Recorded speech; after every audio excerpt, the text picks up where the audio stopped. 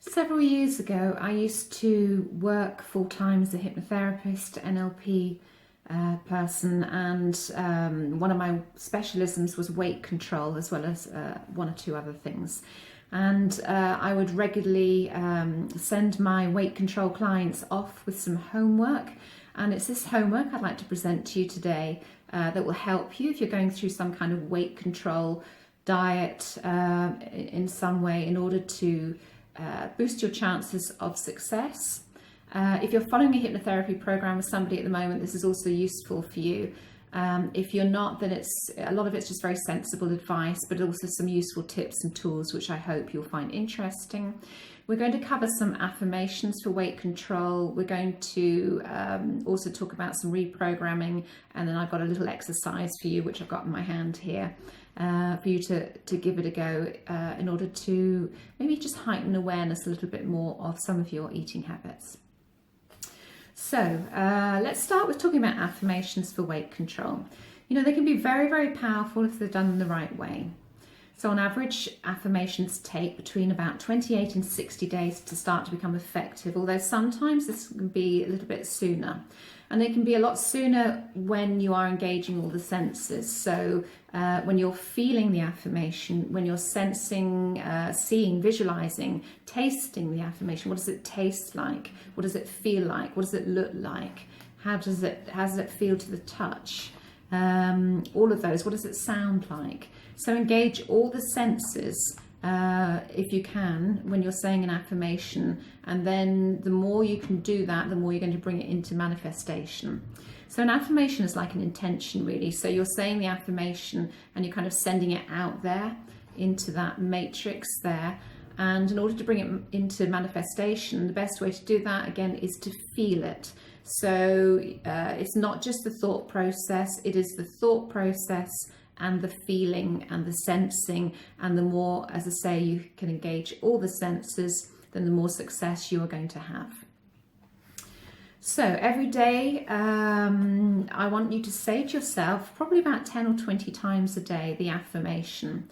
Obviously, the more you say it, the better. So if you're going out for a walk somewhere, doing the shopping, sitting in the car, driving, say the affirmation. But a warning here that if you're driving or you're operating heavy machinery, don't try and visualize the words that you are saying in your affirmation, because obviously common sense, it distracts you from what you're doing. But the more often you say it, the better. And when you say it with great passion, great feeling and strong beliefs, then you are going to bring it into manifestation. So they can get a bit boring sometimes. So the more passion you bring into it, and the more you enjoy the process, that's the other thing to remember, is to enjoy the process of the affirmations. Then it very, very quickly you start to bring it into manifestation. And what's coming to manifestation now is much, much quicker, because the vibrations and frequencies have changed in the consciousness. So what used to take a long time to bring into manifestation can now manifest super quick if you engage all your senses with it and engage some of your passion with it as well. There is an affirmation that I'm going to give you in a moment, which is about loving yourself. Now, ultimately, you don't need to love yourself. Okay, that's always the great misconception, because fundamentally we are divine loving beings anyway. We are an aspect of all that is, having a human experience. So we are already love. But of course we forget that. The personality says that we're not. The ego says, no, we're not, we're broken. And loving yourself and saying the affirmation to love yourself is a good place to start, because wherever love goes, healing occurs. And where you're carrying guilt and blame and shame, which fundamentally is why people carry excess weight or not carrying enough weight somewhere along the line within their environment of their cells, then the more love we can pour into the cells, then the more we can be healed from some of those conditions. And you know, the thing about weight is we often say that, well, my mother was the same, or my father was the same, and his grandmother was the same. But that doesn't mean to say that you have to be the same. And this is where we get into epigenetics there, which is this science which deals with the environment of the cell and says you don't have to, just because you inherit that information in your DNA. You don't have to be stuck with it for the rest of your life. You know, we inherit our mother and father's DNA, and then we also bring in other energy from other experiences we've had in other lifetimes. And we also have the things that we learn in this lifetime, particularly as a baby and a child growing up, that affects the environment of our cell. And so that often is why we're carrying excess weight or not enough weight around with us. So we don't have to be stuck with our mother and father's beliefs or nan and granddad's beliefs.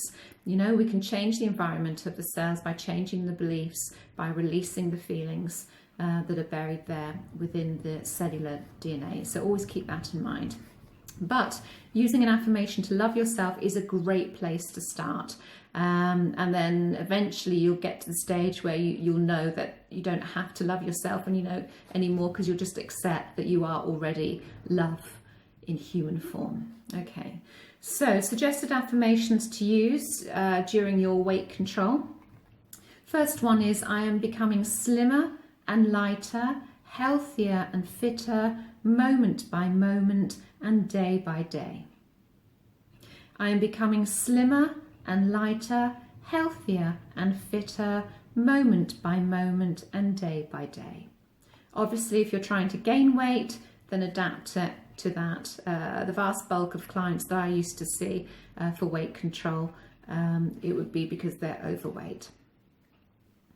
So we turn this into a process, the affirmation. If you were to give the subconscious mind a blank statement, I am this or I am that, and yet you know very, very strongly that you're not. For instance, if we were to use the example, I am slim, I am light, I am fit, then straight away there's a part of you that says, no, you're not.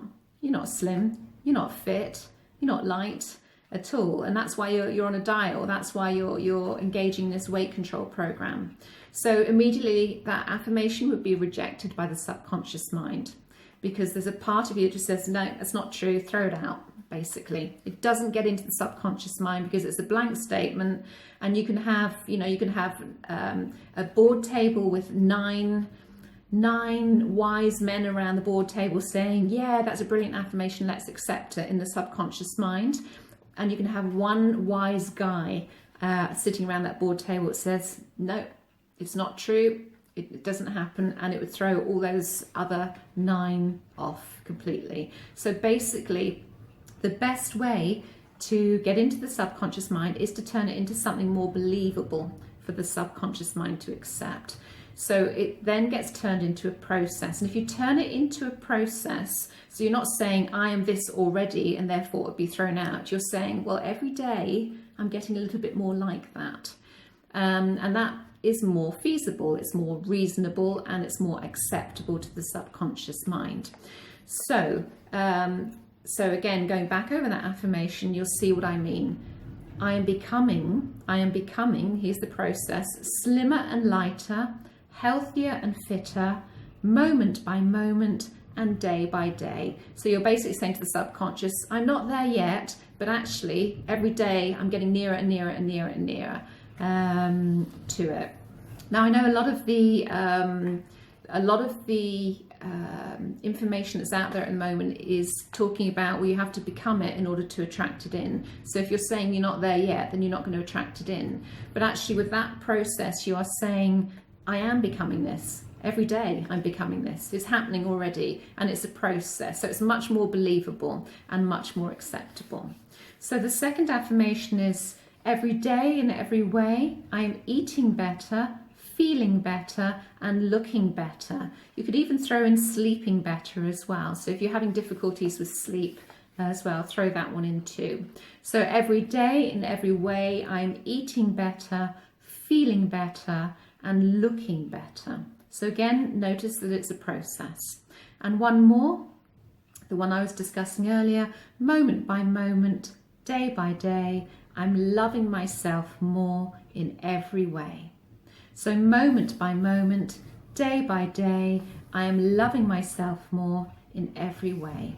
And if you are struggling with that, because some clients do struggle with that, then just substitute loving yourself for accepting yourself, which actually is probably more powerful, because at the end of the day, all we need to do fully and completely is accept ourselves. Where the problems occur is where we're not accepting ourselves, and so we've become separate to some of our feelings. So substitute it with moment by moment and day by day. I am accepting myself more in every way. So give that a go, 10 to 20 times a day at least. Say it out loud so that your mind can hear it, so you're hearing it on the outside as well, and it's getting in, and it doesn't take long before you start to really believe it and things start to change. And then you'll get that confirmation, because someone will say to you, oh, you're looking lighter, or you're looking like you've lost weight, or you're looking happier, or something along the lines. You will get that confirmation. You will know then that the vibrations and the frequencies are starting to change within your energy. So keep at it, use the passion with it. So reprogramming. So we also need to do some work on reprogramming as well for weight control. Firstly, I think when you're losing weight or getting rid of excess weight, just to reframe that, you need to be realistic in your goal. That also applies if you want to gain weight as well. Don't set something impossible. It's much better to achieve small goals, and then you're more likely to keep on your weight control program than one major goal which just seems insurmountable. So the more realistic you can be, the more your subconscious is going to accept that goal as well. It's not going to be, something impossible straight away. Secondly, stay away from fad diets. Okay, there's a lot of them out there. The aim is to eat sensibly, exercise regularly, and enjoy life. Most of all, you've got to enjoy it. If you don't enjoy it, you're going to resent it. If you're going to starve yourself away from certain foods, you're going to start resenting that as well. So what you're aiming for is a balanced and healthy lifestyle. The more the healing takes place, the more your body and mind will naturally crave healthier foods. That's absolutely true. The more you're accepting yourself or loving yourself or feeling better about yourself, the more you kind of want to treat your body to more wholesome foods. So you start to crave natural, healthier foods at reasonable intervals, and you find that the desire for foods that are not healthy or the temptation to skip meals will not occur as unconsciously as it used to, and your mind will start to be retrained to want what is best for your body, to want that nutrition. Thirdly, be gentle on yourself, okay? Be kind to yourself, okay? Learn to accept yourself and accept the fact that you are now taking control, okay? You're now saying, I deserve better. I deserve to look better, feel better. My body deserves better. My God, my body, our bodies do so much for us. They help us so much. They house that spirit within us and help us to have this experience on the earth. And they deserve good nutrition and nourishment to keep it functioning and to keep us learning and keep us experiencing. Okay? So recognize that there's a part of you that has woken up to say, I'm now taking back control. And that's a fantastic thing. So celebrate that, okay? You're now taking back that control of your body, because fundamentally what your body has done actually is saying, no, I'm taking back control of this. I'm having this, I'm having that. And you're saying, no, enough. I deserve better. And that's great. So recognize that recognize that if you have a condition or a behavior that needs sorting out, so your unconscious mind has already begun the healing process by the realization of this fact. And remember that you are always in control of what you do and how you behave, even if it doesn't feel like it all the time, okay? You are the one that makes the choices.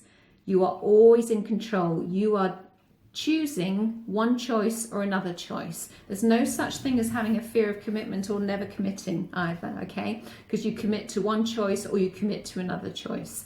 So it's always your choice. You're always in control. So the moment anyone says, I'm not in control of my diet, I'm not in control of this or that, it's rubbish. You are in control. You're just not making a very healthy choice, okay? However, so many people beat themselves up and carry unnecessary guilt and shame that then feeds that weight behavior. So you need to focus on changing this thought pattern as well and thinking about where that guilt and that blame is coming from. and learn to reflect on all the positive things in your life. So just shift that vibration over, shift that frequency. Remember, where the focus goes is where the energy flows, okay? So if you're focusing on beating yourself up, feeling guilty, feeling ashamed, all of that kind of thing, then you're just going to attract more and more of that, and then it's going to lead to you binging, okay? Or not binging, vomiting, if it's bulimia or anorexia or something along those lines. So learn to be kind to yourself and just shift the focus. So shift the focus to one of gratitude, because then that is going to change the vibration. You're going to start focusing on all the things that are going well for you in your life. Even if it's just one thing, be grateful. Start with just one thing to be grateful for, okay? So also, if you focus constantly on food, you will think about it all day long, okay? It's going to be on your mind constantly, and then you're going to start to resent the fact that you can't have what you want to have. So, you know, everything in moderation, but smaller portions. Or if you're having tiny portions and need to put on weight, then bigger portions. Everything in moderation. So don't go out immediately cutting everything out. Start by maybe cutting one or two things out and then see how you're getting on. So it's about reintroducing, it's changing your lifestyle. Where there are long-term problems with weight control is where someone's gone in and said, I need to change X, Y, and Z immediately. We start to resent it, then we start to binge, and then we go in this cycle. Start by reintroducing a new lifestyle, or introducing a new lifestyle slowly and gradually.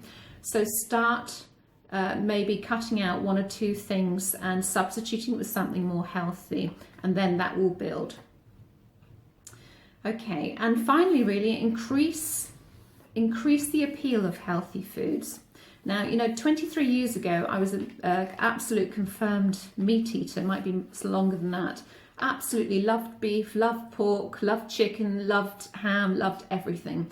Totally devoted to meat eating. And then just something happened intuitively one day, and I decided it wasn't good for me anymore. I think it was around the time of the mad cow disease back in the early to mid 90s, something like that. And so I gave up meat and just had a pescatarian diet with fish and vegetables, but I still had a lot of sugar in my diet and caffeine and everything else. And then gradually over time, I started cutting out the caffeine, the wheat and the dairy. I'm not suggesting you do the same. That was right for me, and it was right for my body because it couldn't take the wheat and the dairy anyway. Just over a year ago, 14 months ago or so now, I went totally vegan, and actually I've never felt healthier, and I have much more passion for food now than I've ever had, because now I'm eating loads of healthy food. I have a sugar-free, caffeine-free, wheat-free vegan diet. I feel healthy on it. It's not right for everybody, so you've got to go with what feels right for you, and I'm not suggesting that. But what I am saying is that healthy food has become enjoyable for me because I've cut and I've changed over time, and I've found some fantastic recipes now that I use to make vegan food that are so delicious that I actually crave that healthy food now, and the thought of ever going back to meat or even fish or anything like that, even the sugary stuff now, my taste buds have changed so much. So it's about cutting something out gradually so that you can accept it and it works for you. It's not about listening to what anybody else says, including me here. It's about doing what is right for you and what is healthy for your body. As always, check with the doctor first to make absolutely sure, because if you've got any underlying conditions like diabetes or anything similar to that, you need to get doctor's advice before cutting out any food groups whatsoever. Always check with someone trained in nutrition. Okay, the other thing is, you know, when we go on these diets to lose weight as well, we introduce things like carrot sticks and crudities and stuff like that, that, you know, that are a little bit boring. Let's be honest here. So make the healthy food more desirable, dress it up, make it visual to the eye. Add some extra spices and things like that stuff that you really enjoy, that makes it really delicious. So you're kind of retraining the subconscious mind to start to look forward to those healthier things. You know, you don't have to be a saint initially, because what we're looking at is changing it long term. Okay, so initially you can allow some unhealthy foods in. Don't just cut everything out straight away, because you're only going to resent doing that and you're only going to crave it. Just gradually change 1 or 2 things at a time, reintroduce more healthy stuff. And again, it's about long term, changing that long term. Okay, so having gone through all that, one of the things to make your weight control and your eating habits more aware, more consciously aware of what you're doing, is I've got a little table here. So I'm going to suggest that you have this piece of paper and a pen, and you've got 3 columns, and we're going to look at when, where, and why. Okay, we have these certain eating habits, and we're going to have one column is going to list all the things down the side of when, where, and why, and the other 2 columns are yes and no. Okay, so we're going to look at when, and it's about becoming more consciously aware of our eating habits here, because it can be very enlightening when we see it written down on a piece of paper. Okay, and I'm uploading this video straight from my mobile, my cell phone, so adding this in isn't going to be so easy, so I'm just going to read it out. Okay, so when, so the idea is to tick either yes or no for any of these. Okay, so under the category of when, I eat when I am, colon, I eat when I am, colon, A, hungry, yes or no. B, nervous, yes or no. C, bored, yes or no. D, stressed, yes or no. E, hyperactive, yes or no. F, happy, yes or no. G, sad, yes or no. H, lonely, yes or no. I, frustrated, yes or no. J, anxious, yes or no. K, afraid, yes or no. And then there's a gap for other. So I eat when I am, whatever it is, yes or no. So, okay, the next category is where. I eat too much or snack, colon, watching TV, yes or no. In groups, yes or no. While reading, yes or no. During coffee breaks, yes or no. Between office and home, yes or no. At sports events or social events, yes or no. At business lunches, yes or no. In bed, yes or no. Or leave a space for some other time when you eat, okay? And why, okay? Why? I treat myself to a snack or meal whenever I need, colon. Reward, yes or no. Companionship, yes or no. Something to do, yes or no. A change in activity, yes or no. To compensate for anything unpleasant, yes or no. To relax, yes or no. To feel more important, yes or no. To feel insecure, yes or no. Sorry, to feel secure, sorry about that. Sexual attention, yes or no. And again, a gap for other. So by pinpointing the where, when, and why you overeat, this raises the awareness of your eating habits, okay? So you can begin to make the change that you need to make, or if you're undergoing a course of hypnotherapy for weight control, that will help you with that course of treatment as well. So then you go back to the when category, and then you're going to go back to each of the categories actually, but go back to the when category, and then you write a new table out. I don't know if you can see that table there. It's back to front, so probably not.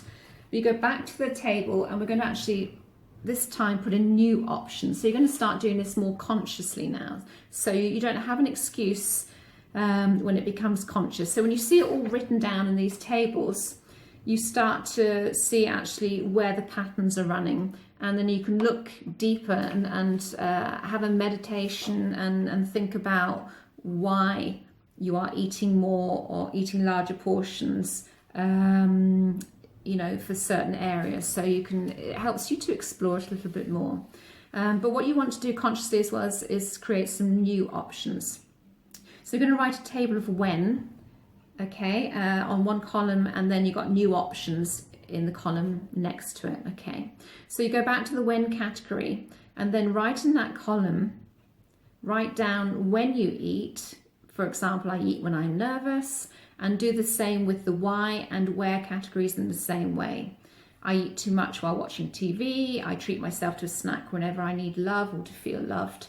And then you can start to reframe your behavior by giving yourself new options. So for instance, the old behavior, I eat when I'm bored, would become, when I am bored, I read a magazine, I plan an outing somewhere, I really want to go, I call a friend to have a chat, or I go for a long walk in the fresh air for at least half an hour. So you're giving yourself some conscious new options to do instead of just going straight to the larder to eat some food. And you go through all the things that you had before and write all the new options. So the old option is I eat when I'm bored, or I eat when I'm lonely, and the new option would be I take up knitting, I knit this, or I sew this, or I play this game, or I lift a book, or I read a book, or I decide to go for a walk, or something along those lines. So you start substituting and becoming more conscious and start reframing some of those old patterns. Now, to start with, it won't be easy, but after a while, it gets easier and easier and easier. If you start to do it day by day, the subconscious starts to accept it more and more and more, and then it will start to crave it. So you're almost tricking the subconscious mind through the reframing. You're basically encouraging it, you're luring it into some new behavior. To start with, it's a bit like pulling a donkey. It's a bit like, I don't want to go, I'm so used to the old behavior, I like it where I am. But then the more you do it and the more enjoyment you get out of doing those new things, the subconscious mind starts to think, well, actually I had a lot of enjoyment last time out of doing that, so I start to crave doing that instead. And then before you know it, a new neural pathway is formed. It only takes 3 or 4 days for a new neural pathway to be formed, and then you keep reinforcing that so it becomes hardwired, and then you have a new behavior, you have the body that you want, and you are much happier and more confident in yourself. I hope all of that helps you with getting the ideal weight that you wish to achieve. Okay, have fun doing it, remember that, and be kind. Let go of the guilt, let go of the blame, let go of the shame, and accept yourself just as you are. Be kind to you. Bye.